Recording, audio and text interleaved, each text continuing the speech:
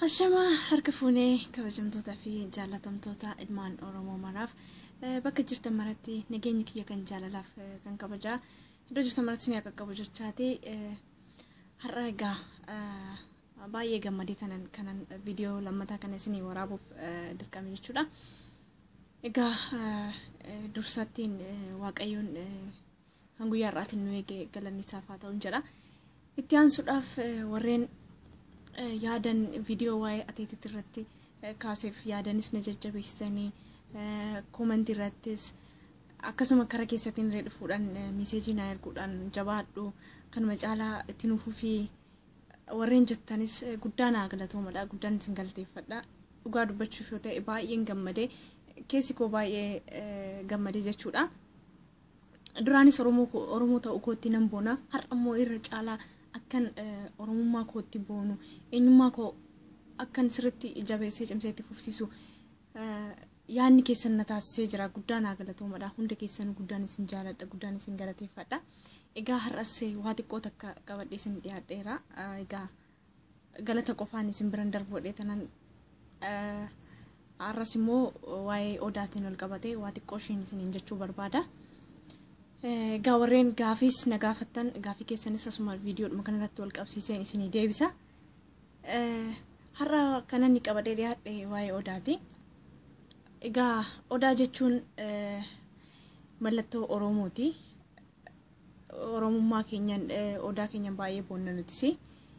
Egaa kanaan durarree akkuma barreeffamaan barreessee poosti godheera. Namoonni tarii piroofaayilii kiyya keessa seentanii arguu dandeessu. Namoonni hedduun keessanii barreeffama irratti barreessee odaadhaan wal qabsiisee gadhiiseen ture. Maalinni yeroo ammaa kana miidiyaan Oromiyaa odaan fakkeenyaaf uffanni odaadhaan hojjetame kilipii yoo ittiin hojjetame daayirektii weellistootaaf jechuudha. Warreen shubbisa kilipii uffata aadaa odaa qabuun kan hojjetame miidiyaa Oromiyaatirraa akkan dabarree akkan hin dabarfamne sirbisuun akka hin dabarfanne taasisaa jiru.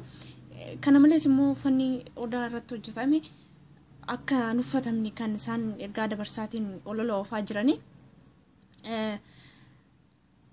Ani kan na dinqu Oromoo maaltu lama taasise? Oromoon tokkuma. Nuti yoomiyyuu tokkicha maaltu gargar nu baaseeti?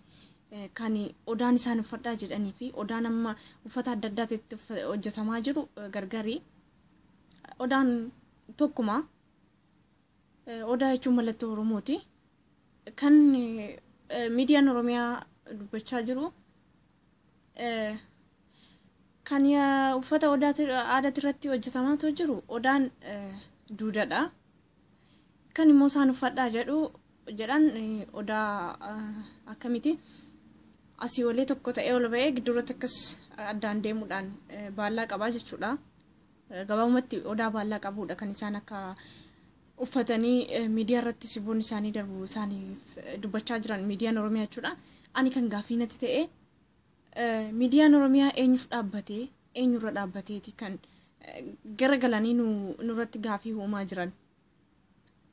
Oromoon yoomiyyuu tokko namuu gargar nu baasu waan fe'es jedhan waan fedhes haasaan har'a ani garaa koo guuttachuuf jedhee yookiin mindaan argadhu kanaaf jedhee waa hedduu yookiin seenaa koo dhoksuudhaaf seenaa kiyya awwaaluudhaaf tattaaffiin godhataanani seenaan na gaafata. Namatu seenaa dagata malee seenaan nama hin dagattu. Dhaloonni dhufu boru ittiin na arrabsa, ittiin na abaara. Kanaaf warreen miidiyaa Oromiyaatirra hojjetan egaa ani komii kanan qaburraa maaf akkas ta'e maaf hin falmanne maaf mirga keenyaaf hin falmanne kan isaan nuun jedhamchaa dhageenye maaf deemna. Itaan suraan immoo weellistoota Oromoo maraaf artiistoota Oromoo maraaf kanan dabarsu akkuma duraan hojjetanitti odaadhuma amma ittiin hojjetamaa jiru uffanni aadaatirree itti hojjetamaa jiru akkasumaan itti hafuufuun jedha malee tarii sirbi keenya miidiyaa irratti nuun darbu jettanii akkasin taasisina seenaan dhoksinaa seenaa dhoksuun gaarii mitiin jedha. Egaa warreen mana huccuu adda addaatis qaban akkasuma mana huccuu uffata aadaa kan hojjetanis ittaan sudhaan mee waa'ee odaa xiqqoo jechuudha. Odaa jechuun akka biqiloota kaanii callisee kan biqiluu miti. akkasumaan sanyii biqilaa sanii facaasnee kan marguu miti. Fakkeenyaaf amma baargamoo yoo fudhanne sanyii isaa yoo facaasne ni marga yeroo isaatitti. Odaa jechuun lafa dhakaa ta'e keessaa kan ba'u ofii isaatiin uumama waaqayyootiin ta'e ofii isaatiin kan lafa dhakaa keessaa ba'u nan balleessa yoo jette odaan yoomiyyuu xoologeen badu yoo murteerree hin badu. Hiddi isaa iddoo jiru hin beekamu lafa jala deema dheerinni hidda isaa bakka inni itti dhaabbatu hin beekamu. Kun jechuun yoo karaa biraatti tiigne Oromoon iddoo jiru hin beekamu. Dhaabbanni Oromoo dhumni Oromoo kana jennee toon beeknu. Iddoo baay'ee jira addunyaa manarra Oromoodha kan jiru. Itti aansuudhaan asii ol ba'ee gubbaarratti baala hedduu qaba eenyumtu kan lakkaa'een fidne. Kunis akkuma dheengadda waa'ee calleetiin ol qabsiisee jedhe ilmaan Oromoo Oromootan hedduudha lakkaawamee toon dhumu baalli sun lakkaawamee dhumu Oromoonis akkasuma tokko lama jennee lakkaa'anii fixuu hin dandeenyu. Kanaaf odaan gabaamatti odaan immoo isaan uffadhaa jedhan asii olee tokko ta'ee ba'eet giddurratti akkasitti baallaa qabu sun innis kanuma Oromooti. Haa ta'uti garuu Oromoon hangafaaf qotusuudha. Abboleewwan jechuudha. Akkuma nan abboleessa qabu Oromoon hangafaaf qotusuudha. Innis Booranaa fi Baareentuudha jechuudha. Akkaataan duraan itti dubbatamaa ture kitaaba adda addaa irrattis maxxanfamaatiin ture.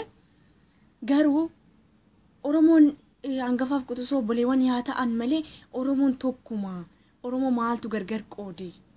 Nuti tokkuma lakkaawamneen dhumnu. Eentu nu lakkaa'in fixa?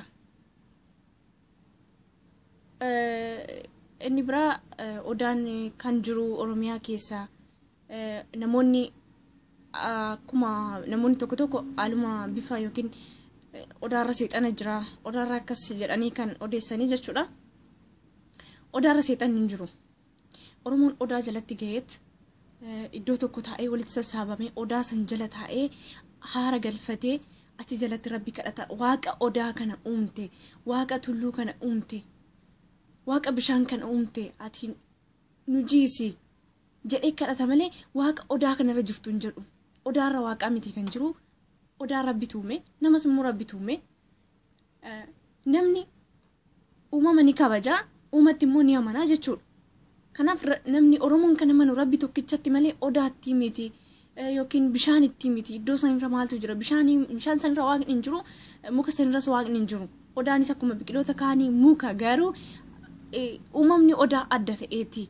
Waan ta'eef wayifu odaa kana akkasitti uumama kana adda gootee humte yaa rabbi sanyii keenya dagaagsee nu mul'ise akka tulluu kanaatitti ifatti nu baasi jedheeti waaqni Oromoon kan kadhatu malee odaarratti wanni uumame wanni addaa yookiin seexanni odaarra jiru hin jiru.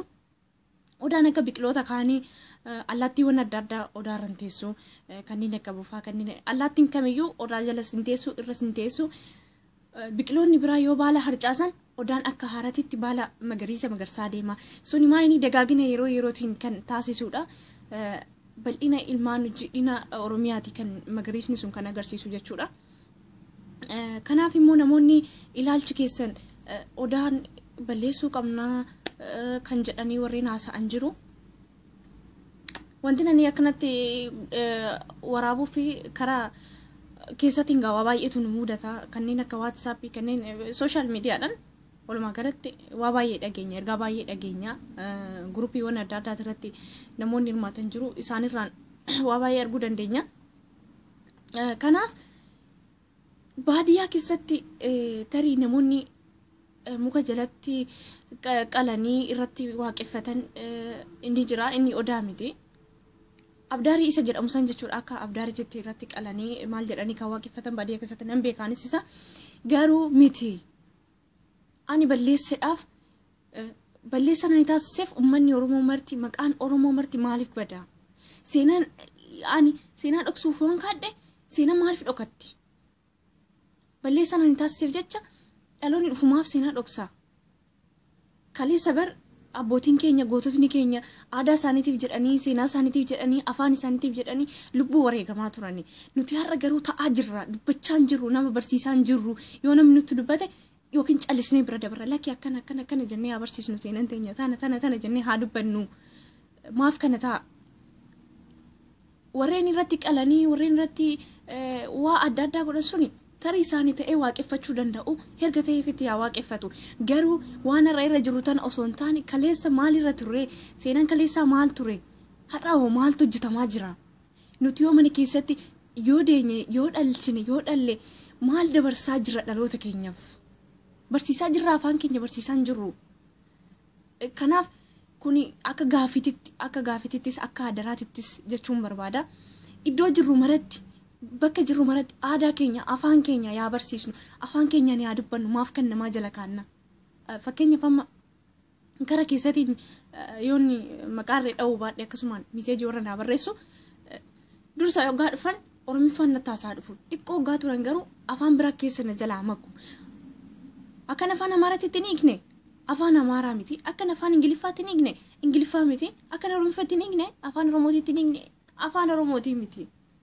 xaxaa akka kunoo simbirtii citaa walitti funaanteetoo xaxxu san mana ijaarrattu san akkasitti xaxaadha afaan hin hiikamne maaf afaan keenya qulqulleessinee naasofne keenya maaf hin boonne keenya achi goone kan namaa maaf ol qabna amma nani afaan kiyya hoggaan dhoksan ammasuma gadi bu'aa deema kan koo dhaloota keenyaaf maal barsiisna boru dhaloota dhufuuf maal keenyee dabarru abbootiin keenya kaleessa seenaa gaarii nu uumanii wareegamaniiru waa baay'ee nu ta'anii jiru nuti yoo har'a dhaloota dhufuuf maal dabarsina deenyee ilmoo keenya maal barsiisna kuni akka gaafititti inni biraa immoo warreen wanti nan jechuu barbaadu amma adaraa akka adaraatitti kanan kaawwachuu barbaadu iddoo jirrutti aadaa keenya yaa barsiisnu iddoo jirrutti seenaa keenya yaa dagaagsinu hin dagannu oromummaa keenya kan ibsu uffata keenya yookiin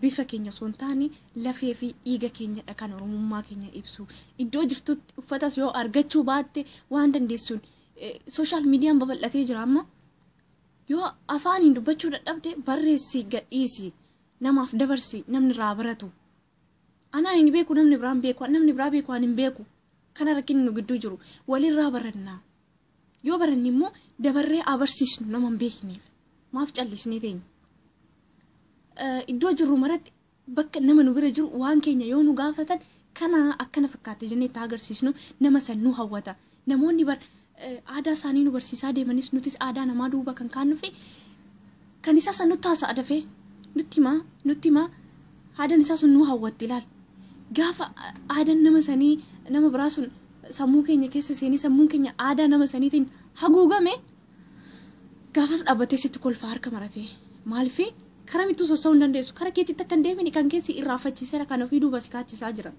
har'aan isaati irratti sitti kolfa dhaabbatee ergaati seenaa isaa barte kan irraa nu haala gurabbiin seenaa teenya haa qorannu bakka jirru garagallee of duuba garagallee haa laallu dhaloota dhufuuf immoo seenaa tokko keenyee darbuu qabna nuti imaanaa guddaan nurra jira kaleessa abbootiin keenya imaanan kalee nurra ture nuti ba'achuu hin dandeenye haa ba'annu mee amma dandeenyuni haasaan baay'isu handiraafeen immoo gaafiiwwan na gaafataniif isin deebisuu na yaala xiqqoo ishee warreen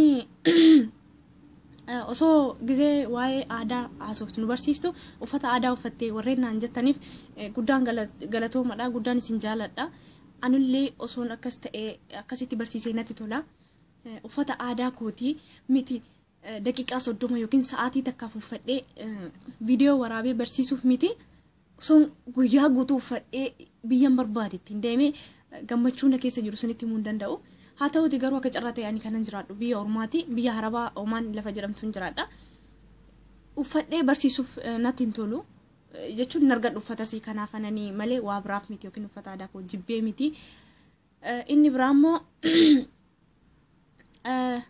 maqaa keessa dhugaa nutti warra jettaniif ani maqaa lama hin qabu maqaan koo isni dhugaa Morkee hin jedhama Morkee Baqqalaati maqaan kiyya isuma feesbuukidhaan gadhiifamedha inni biraa immoo ateeteen ayyaana dubartiiti immoo ayyaana loonitii isa jettanii fi ateeteen ayyaana dubartiiti dubartiin jiidha qabattee okolee baattee siiqqee qabattee laga gaafa buutu abbaan fedhe yoo wallole walitti araarsiti dhiira walitti araarsiti ateeteen gabaamatti ayyaana dubartiiti isa biraa gaa yeroo biraatti walitti deebina har'aaf nagaa kan jedhu hundi keenya iddoo jirrutti waan jiru walaa barsiisnu. Maal beektaa ati waa'ee aadaa Oromoo maal beektaa? Waa'ee abaaboo maal beektaa? Warri jettanis immoo jechuudha. Kana jechuun dura walaa barsiisnu. Erga nan hin beeknetti namni na barsiisu haa jiraatu.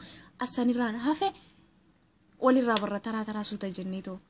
Kanaaf akkas jennee sammuu irra ol deemuu yookiin hamilee keenya hamilee namaa xuqurra akkana fakkaata aadaan kun akkana fakkaata seenaan kun akkana fakkaata jennee yoo namaaf dabarsine namni sirraa barata.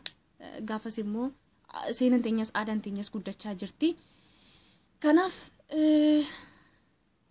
wanti jiru hundi tokko haa taanu jabeennee bakka jirrutti qabsoofnu afaan keenya aadaa keenyan haa boonnuun jedha. Aadaa boonsaa qabna, seenaa hedduu qabna kan dubbatameen dhumne. Aadaan teenyallee akkasuma nama boonsiti.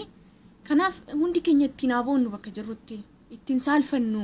Afaan keenya nama saalfachiisu, aadaan teenyas nama saalfachiistu. Kanaaf hundi keessan galatoomadha, guddaan isin jaaladha. Isuma akka duraatitti